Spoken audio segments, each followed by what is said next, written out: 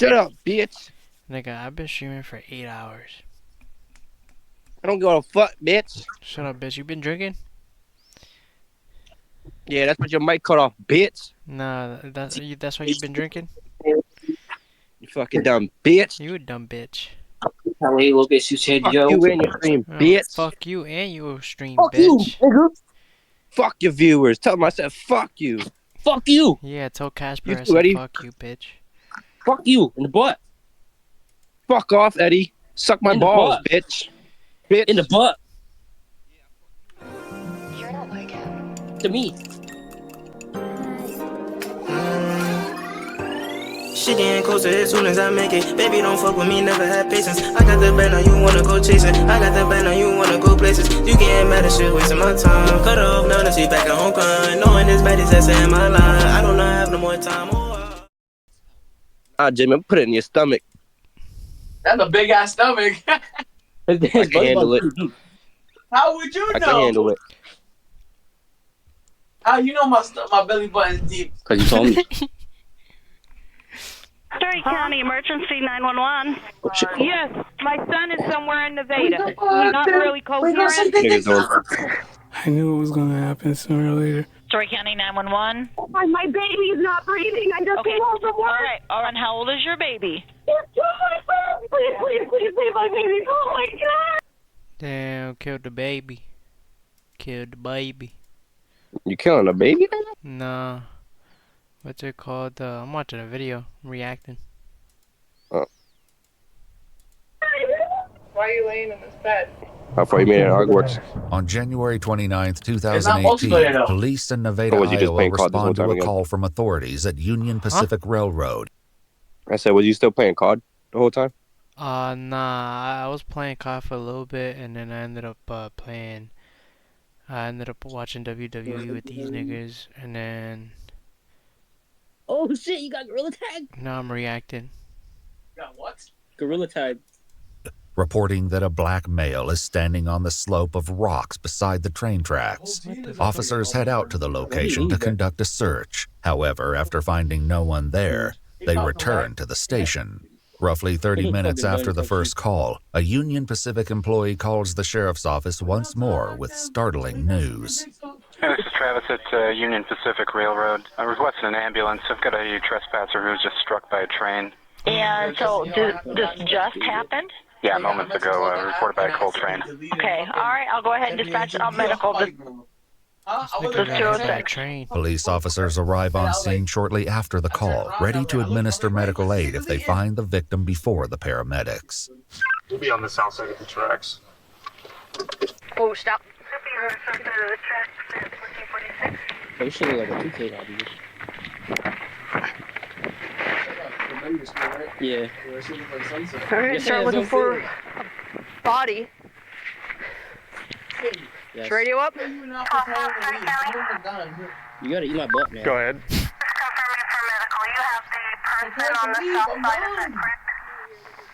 No, we are locating him right now.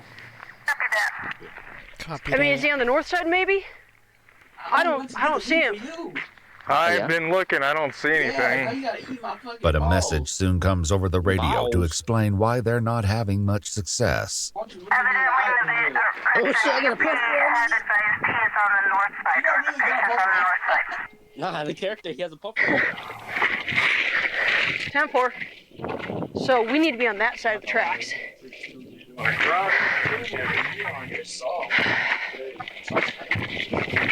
Cross right now, we need to find him. Despite the setback, first responders eventually find the victim beside the tracks. He's hurt, but alive and conscious. Soon, another 911 call comes in providing more details about the victim to the police. Story County Emergency 911.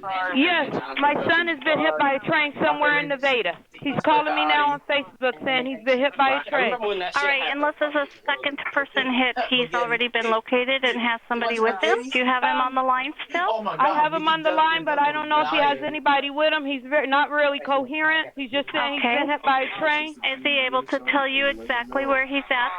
They're out in the area and they've been looking for him. Can y'all tell us where he's at? Cause somebody. Where is he at? It sounds like there is somebody with him. Okay, so did you call an ambulance and everything already? They're already out there with him. Okay. Hospital somewhere. I can't tell you where.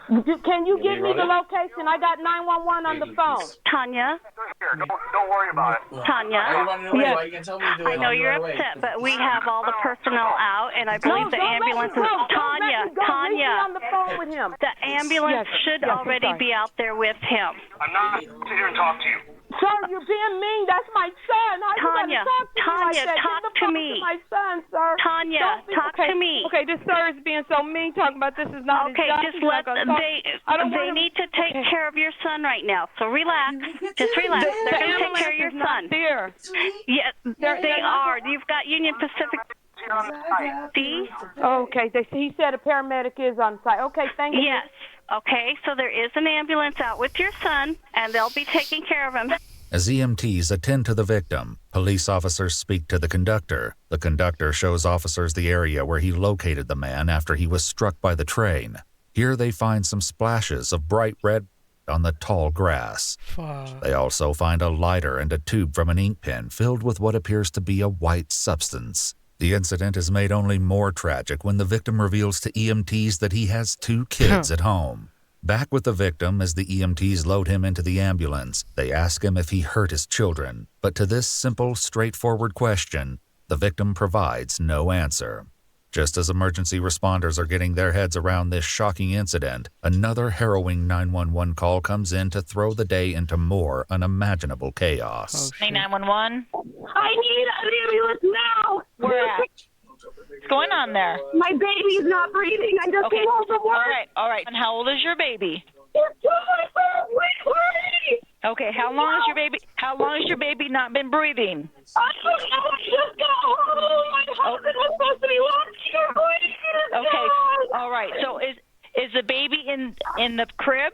She was in my bedroom waiting for her. She's not breathing. All right. Take a deep breath for me, okay? Take a deep breath. Please hurry. Okay, my partner's dispatching everybody. I will let you know when they're on their way, okay?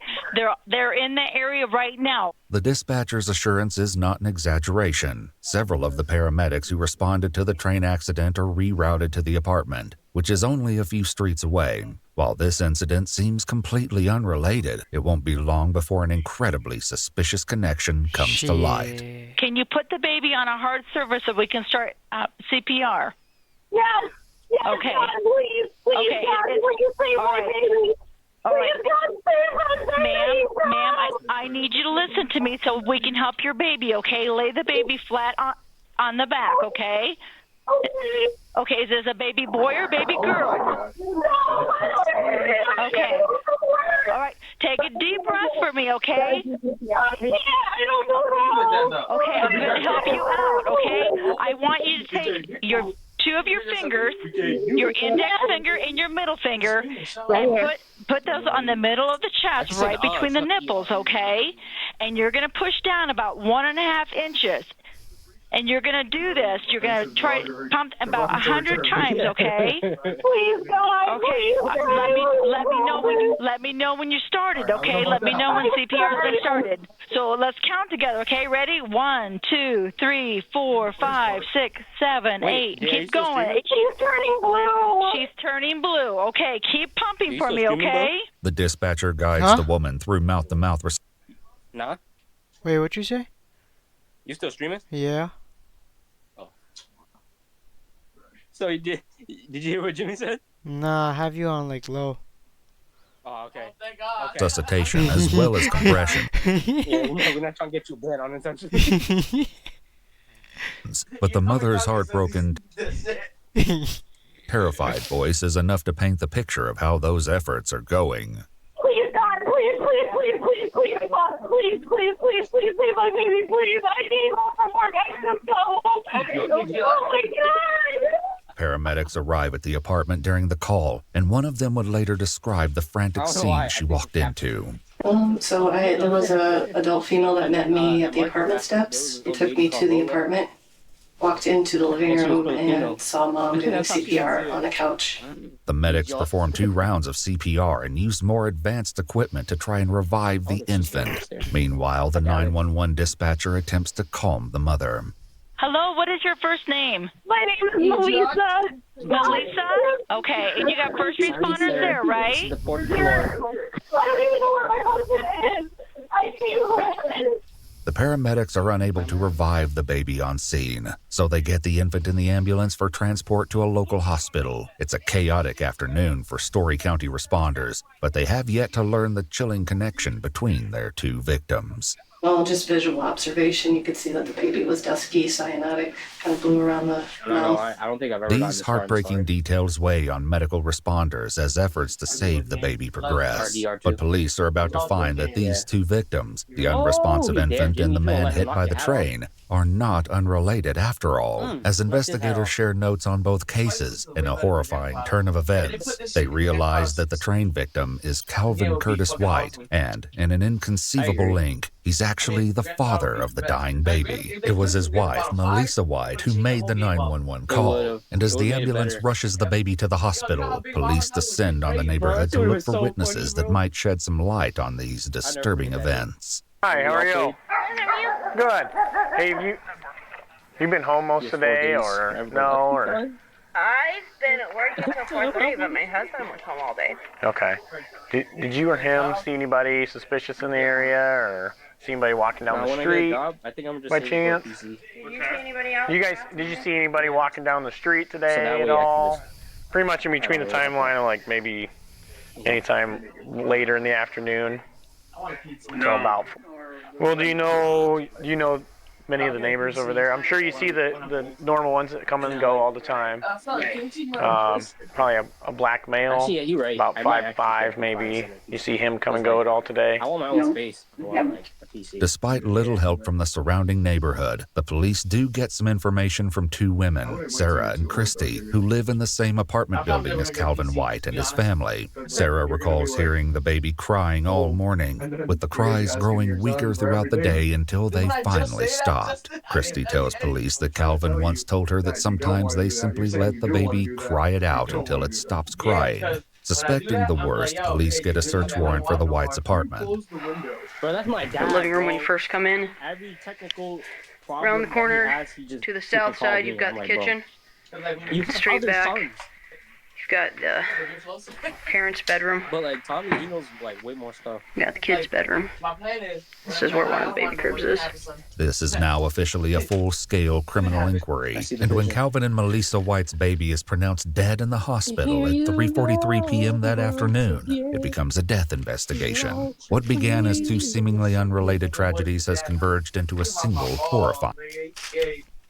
Yeah, when Amir grows up, I don't want to I want to be like a dad, but I also want to be his best friend. I also want to be his best friend. I'll be like 50 something. Like what? Watch Amir be like, nigga, you lame. Leave me alone. Nigga, I'm crying. If he ever fucking says that to me, nigga, I'm crying. But like, if it was on like some disrespectful shit, like you just said, yeah, he's getting freaking drop kicked. I'm doing what you did to me when we were younger. Case. To get to the bottom of what happened this afternoon in Nevada, police go out to Iowa Methodist Hospital to have a chat with Calvin White. So why don't we kind of start with why are you laying in this bed? What happened? I was like,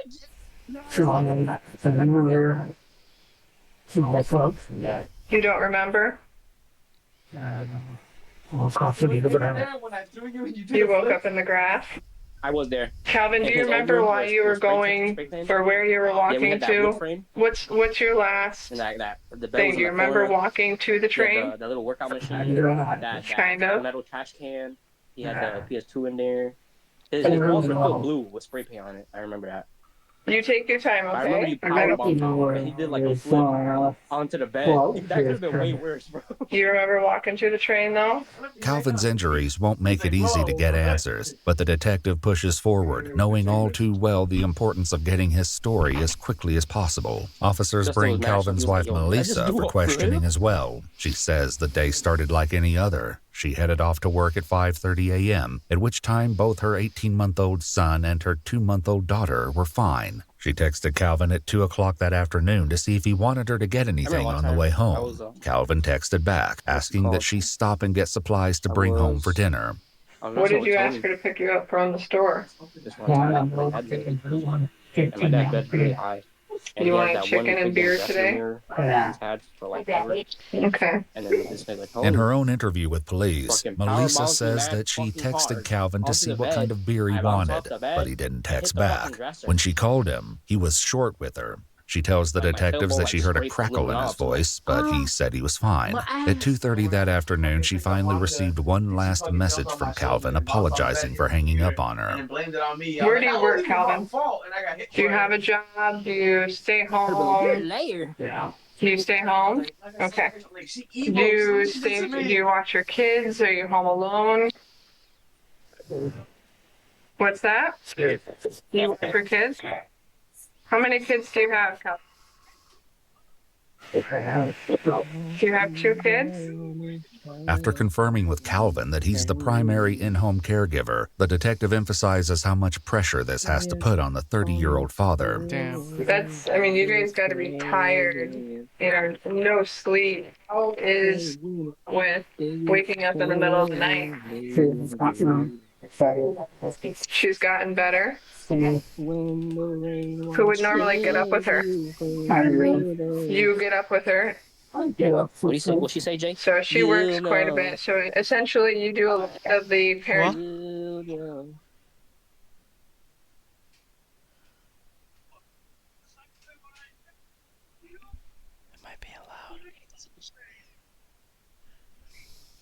Roles by yourself. Yes. After your wife leaves for work and you get up with the kids and do home all day with both kids under a year old. That's pretty impressive. It is a lot. It is a lot, yeah. Calvin's workload as a parent has been under additional strain for the last month or two because both kids have been struggling with illnesses. What were they doing? What did this sickness consist of? Were they vomiting, puking? What's that? Cough. Just a cough? Coughing and wheezing. They hear this as well from Calvin's wife, Melissa, who says that her daughter has been fighting a cold since the beginning of the month, right after her older son suffered from a nasty round of bronchitis. But if these sound like the typical struggles of a family raising 2 young babies, it won't be long before chilling information comes out that sheds new light on the reason behind these illnesses. The detective at the hospital soon discovers that there's another element at play in the White household: addiction. Do you have any history of drug usage? You do? What is your history? Meth? If I went to your house right now, would I find any meth at your house? No. When's the last time you've done meth? You did meth yesterday or today? And how do you normally do it? Oral? Foil? Melissa confirms that this usage has been an ongoing source of strain in the marriage. She says that she confronted Calvin about his addiction more than a year ago, at which time he agreed to go into a treatment facility. In an exclusive interview with Ewu, Calvin said this ultimatum came at a low point in their marriage. It was a 9-month program that I was supposed to do, but the center that I went to, it turned out to not actually be like a rehab place. It was more like this military place that was for people that they were waiting to go to trial, and as they completed this program that like they would get a lesser sentence. It wasn't for, it wasn't like no 12-step program or some type of stuff like that for rehab people. So I ended up like not wanting to stay there, and I left after a week. Though Calvin didn't complete his rehab, he claims that he remained clean for a year. In her conversation with police, however, Melissa says that she'd already realized that afternoon that her husband must be off the wagon. The telltale sign was the tinfoil being out on the counter with a piece torn up and folded up, a sure indication that he'd been using that day. Damn. Calvin says that his illicit substance usage doesn't affect his household responsibilities, an answer that gets police no closer to understanding what led to Calvin's train incident, nor to the tragedy that ended his daughter's life. Once you do a hit of meth, you do what? Clean the house and take care of the kids? Back with Melissa, police ask if there's anyone Calvin may have been in contact with over the last 48 hours that might have supplied him with illegal substances.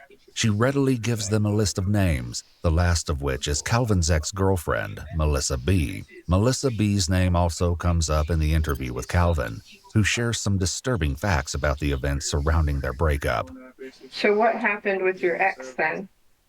She started pregnant. She called me. It was mine. I'm very sorry for that. Mm-hmm. It was very. So how did you handle that? How long ago was that? Like 7 years ago. How did you handle that situation? What did you do? I dropped out of You what? college. You dropped out of college?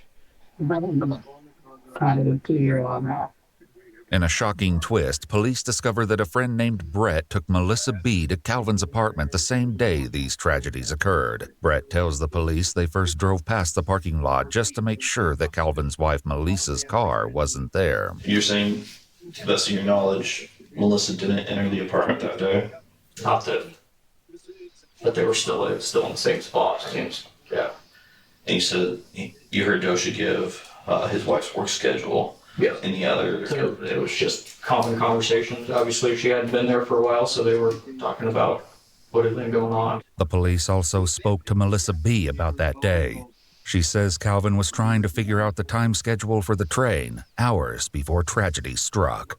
That was the first day my wife went back to work from maternity leave. And, I got up in the morning with both our kids like I did every single day. Changed diapers, fed them and everything, And my daughter was only 2 months at the time. So, I had her swaddled up in her little swing that we had. And, I was sitting on the floor that morning playing with my son. We were playing with our Legos together, and I hear a knock on the door, and I automatically knew who it was because there's only one person that comes over at that time in the morning when my wife is gone. I knew it was my ex.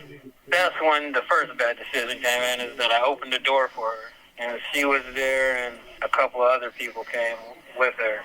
Calvin says that his visitors came bearing gifts. My ex-girlfriend pulls out, a bag of drugs, a bag of meth, and she's like, "Do you want to smoke?" And that was my second bad decision. This story differs considerably from what the police are hearing during the active investigation. The case turns over its head when investigators come across some unsettling rumors circulating within the community. Apparently, Melissa has told people that she saw the children that day and they were fine. Do you know why she'd say that? I'm fairly certain that she had seen the little boy because he tried to open the door to let us in, and she's like, "No, just sit." And that's when I went back up to the top step and they stood there at the doorway and talked. It was obvious that this wasn't, the first or second or third meeting with the wife being gone. As investigators gather more information from Brett and Melissa B., the reporting officer claims that as Calvin's family visited him in the hospital on the night of his train collision, they allegedly asked the hospital worker to hand over Calvin's cell phone to erase data that police don't need to see. When police hear this, they place the phone in a security department safe at the hospital to make sure that no one has access to the device. The contents discovered in Calvin's phone will have stunning ramifications in the days to come. Later that night, a patient care technician tells police that several members of White's family said, quote, "It was an accident. He didn't mean to." However, all of the evidence so Ooh, they're already snitching. far suggests a more menacing intention at play. One way or the other, police are determined to resolve this mystery. When you left the apartment today, where were the kids at? Yo, I just left this lobby 3 times. What's that? They were still at home? Yeah. Did anyone come to your apartment at all today? No, it was just you? Did you leave the kids alone at any point prior to leaving your apartment today, this afternoon?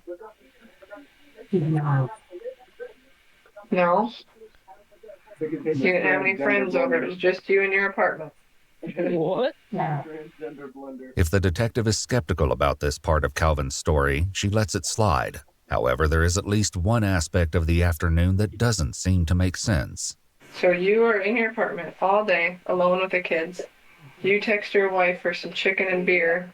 Why would you text your wife for chicken and beer and then leave your apartment? Thank you. No, Calvin, don't give me the I don't know, because I know you do. You're remembering a lot more. Indeed, Calvin would remember much more about that afternoon. In his exclusive 2024 interview, You want to turn off the lights? Yeah, go ahead. I mean, I don't mind. That's what I meant. You want me to turn it off? Oh, nah, you're gonna just turn it off. Guys, never get a lazy wife. I'm just kidding.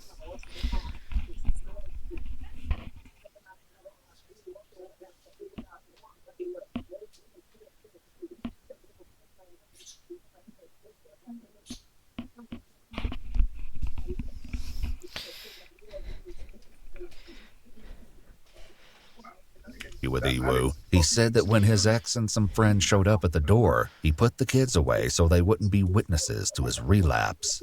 I grabbed my daughter and put her down in her crib in the back bedroom also. They shared rooms. The crib and his bed was in the same room. And when I laid her down in her crib, she has a pillow in her crib. And I laid her on top of it. I unswaddled her, and I laid her on top of it because I didn't want her to get hot. So I left the swaddle off of her. So then I set the bedroom door, and I went back into the living room where my friends were, and we sat there and smoked for maybe an hour and a half or so. And then they were like, we got to go, and they got up and left. Calvin will soon reveal what happened next, but in her own interview with police, his wife Melissa explains what happened when she got home that day at around 2:45 p.m. and found the front door unlocked. When she went inside, she found her son screaming and her husband missing. She also noticed that her daughter was not in her usual baby swing in the living room. As she went into the back bedroom looking for the infant, she found something straight out of a living nightmare. Her 2-month-old daughter was lying on the bed, wearing only a diaper, her lips blue and her eyes half closed. That was when she called 911. Were you depressed over something? Yeah, got me bad, bud. The only thing you're depressed about is your drug use? It seems that the detective suspects she isn't getting the whole truth out of Calvin. In an attempt to have Calvin reveal the truth, she begins to share gut-wrenching information about her findings at the apartment. Details that should get a reaction, unless of course he already knew those details before leaving the apartment that day. We've been in your house, right? We've been in your house. Right, you know that. I mean, you got hit by a train. We got to do our due diligence here, right? No, and we can see that something is not right. Something's wrong, right? Was this something that was an accident? Because I ripped out the steps. They wouldn't let me go. Calvin's injured. Well, that's what I'm asking you, Calvin. You're the only one home alone with her. Do you remember picking her up out of that swing? Yeah. Calvin, look at me. Do you remember picking her up out of that swing? You laid her on the bed, probably changed her diaper, took her onesie off. She was crying.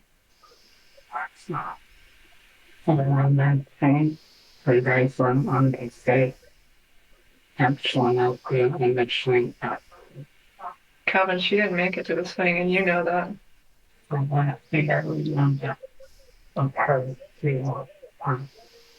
But the detective doesn't let up, knowing that she may have to push beyond Calvin's boundaries to get to the truth. I think something happened to... And I don't think that you intentionally did it. Oh no, that is a lot to handle. Think about running up and down your hallways, yelling and screaming and getting everything out after you just put it away. All you want is that one hit of meth. That's all you want. Why can't they stop crying? Why can't they stop screaming? Why can't they just stop? Right? That's all you wanted. I know you're thinking about it, and you're just replaying that in your head over and over and over again. That's a huge burden to carry. Were you able to? Calvin, that's a huge burden to carry. Are you sorry for what you did to... What's that?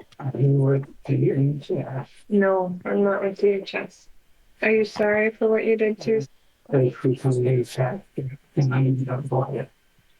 Calvin is no longer willing to talk to police, and he ends the interview. But in his interview with Iwu, he shared his version of what happened when his friends left that cold January day, and the moment he claims he made an unthinkable discovery. And then I go to get my daughter up, and I noticed that she had rolled over face down into her pillow. And, and I picked her up, and I felt her body was limp, and I just kind of lost. I absolutely lost. I didn't know what to do, so I set her down on the floor, and I tried to give her CPR, and that really didn't work. And that's really all I can remember that happened to that point. I don't remember exactly, because I had kind of just blacked out, so I don't remember exactly what I did. The next thing I remember doing from the time of trying CPR, I remember being at the train tracks, and I decided to make that video that I made. Calvin's current version of the events of that day differs wildly from the one he told police. It also seems to conflict with the detailed calendar police found on the White's refrigerator, which indicated that Calvin's wife Melissa went back to work on January 2nd, almost a full month before the tragedy, in contrast to what Calvin had told them. That was the first day my wife went back to work from maternity leave. But perhaps most importantly, it's contradicted by the very video that Calvin mentions making in the moments before the tragedy. It's a video that police discover on his phone only a couple of days after the incident, and it provides them with the damning evidence they need to secure a warrant for his arrest. I'm sorry. I'm so sorry. I didn't mean to. I'm like a monster. I can't even control myself. I knew it was going to happen sooner or later. I had plans to get myself out of the house first. I was just going to leave and go to Florida. Because I knew I was going to do something. I was going to go overboard one time. I'm the reason she's dead. I'm the reason why the kids were always sick. They weren't sick. I was just killing them slowly. I'm so sorry. The video is damning, but in his interview with Iwu... Wow, so this dude was giving them something to kill them slowly. That's crazy. Calvin insisted that much of what he said in that message was misunderstood, and his confession about the kids was only a reference to his substance abuse. One day, my wife is going to find out, she's going to kick me out the house, I'm going to lose custody of my son, but all that's what I meant, but I was making the kids sick, because I just felt like I was being really neglectful to my children by doing that every morning. That's all I meant by that. I wasn't doing anything to make them sick. It's not like I was poisoning my child or anything. I wouldn't even know how to do that. But that wasn't all Calvin confessed to on that video, and not all of it will be so easily explained. Oh, Melissa. I was cheating on you the whole time. Holy doing shit. drugs the whole time. Holy shit. The truth is, I couldn't stand living with you. I hated you. You were just sexy, so it was a little easier to put up with you. I didn't mean to kill. All I did was throw pillows on top of her face so you couldn't hear her scream. That's all. I could put them in the car. She must have suffocated. I'm sorry. It's apparently nothing short of a full confession, and though Calvin's story about what happened to his baby is shocking enough on its own, it's not the only incriminating statement he makes in the video. He also mentions an incident involving his ex-girlfriend, Melissa B.'s son, a subject that came up briefly in the hospital interview as well. Who hurt him or what happened, I guess?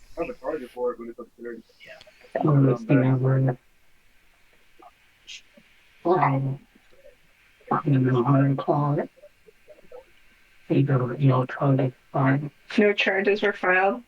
Great, but who... I guess I just want to know what happened to the kid.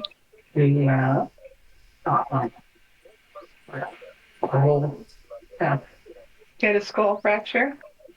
Though Calvin denied any responsibility for this injury when speaking to the detective, he told a much different story in the self-filmed video hours earlier. The reason why Melissa lost her kids, because I gave her kid that skull fracture.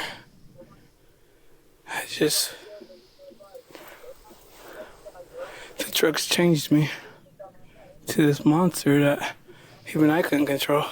As for his confession about his ex-girlfriend's child, Calvin had this to say in his interview with Iwu. When I made the video, I was thinking of a couple of things. I was thinking of the two girls that I still love, which is my wife and my ex.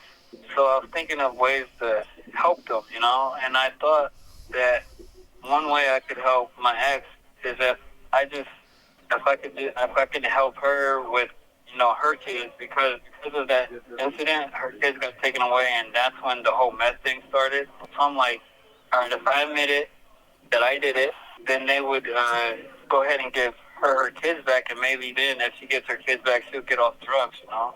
That was the whole plan behind it, but I honestly, I didn't hurt that child. On February 2nd, 4 days after the infant's death, police go back to Iowa Methodist Hospital to take Calvin, the self-described monster, into custody. So if you would just go ahead and stand up, come right over here. Yeah, we'll get your coat for you and go ahead and put your hands behind your back here. Still walking. Calvin, I'm placing you under arrest for murder in the first degree and child endangerment causing death. This officer here, once we get these cuffs on you, he's going to read you your Miranda rights so that you know you don't have to talk to us at any time during this trip up there. We're going up to Story County Jail, okay? When police later told Melissa White what they learned from her husband's confession video, she simply said no and began to cry. Mom, you want to give him a hug? Yeah. Calvin White made a plea deal with Story County prosecutors, and the charge of first-degree murder was dropped. As part of the agreement, Calvin entered a plea of guilty to the charge of child endangerment resulting in death. In his interview with Iwu, Calvin said that he didn't believe he could get a fair trial in the mostly white Iowa county. He also said that police and prosecutors misconstrued what he meant in the self-recorded video. No, I know that the media and I know that the DA or the prosecutor or whatever had explained it to my wife as if I smothered my daughter with a pillow, and that was absolutely not what happened at all. And they came to that conclusion because in the video I had said that something along the lines that she had her face in the pillow or something along the lines like that. So they took it as I put the pillow on her face, when really I was trying to say is that I found her face down in the pillow, and I couldn't hear her cry because she couldn't lift her head up, so I couldn't hear her cry.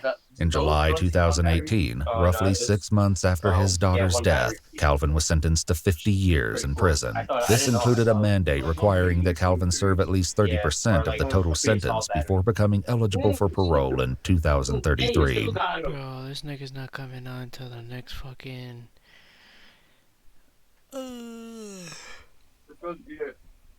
They take one, but they do die from Next 8 years.